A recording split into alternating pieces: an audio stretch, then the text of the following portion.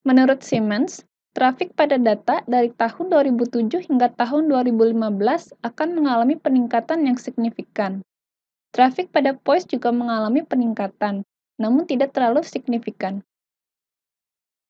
Menurut Global Mobile Forecast, layanan data mengalami pertumbuhan rata-rata 16% per tahun dari 148 miliar dolar pada tahun 2007 menjadi 347 miliar dolar pada tahun 2013.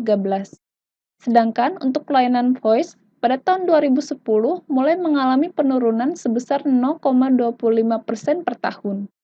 Berikut adalah grafik yang menunjukkan perkembangan revenue yang diperoleh dari pelayanan data dan voice dari tahun 2007 hingga tahun 2013. Berikut adalah grafik yang menunjukkan global mobile industry revenue. Secara total, revenue yang diperoleh dari layanan, device, dan infrastruktur berjumlah sebesar 1,1 triliun dolar.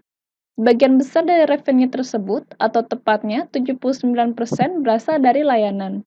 16% revenue berasal dari device, dan 5% revenue berasal dari infrastruktur. Berikut adalah grafik yang menunjukkan global mobile service revenue. Secara total, revenue yang diperoleh dari data dan voice berjumlah sebesar 846 miliar dolar. Revenue yang dihasilkan mobile data hanya memberikan kontribusi sebesar 26% dari total revenue mobile service. Sebagian besar revenue diperoleh dari voice, yaitu sebesar 74%. Berikut adalah tabel yang menunjukkan trafik voice, SMS, dan mobile data untuk operator Telkomsel, Telkom Flexi, XL Axiata, dan Indosat di Indonesia. Di Indonesia, pendapatan operator yang diperoleh dari layanan voice masih dominan. Diperkirakan, rasio perbandingan revenue hingga tahun 2012 akan relatif sama, yaitu 67% untuk voice dan 33% untuk data. Kenaikan rata-rata layanan data mencapai 20% per tahun, sedangkan layanan voice mulai mengalami penurunan pada tahun 2011 sebesar 0,5% per tahun. Berikut adalah grafik yang menunjukkan revenue yang diperoleh operator dari layanan data dan voice dari tahun 2004 hingga tahun 2012.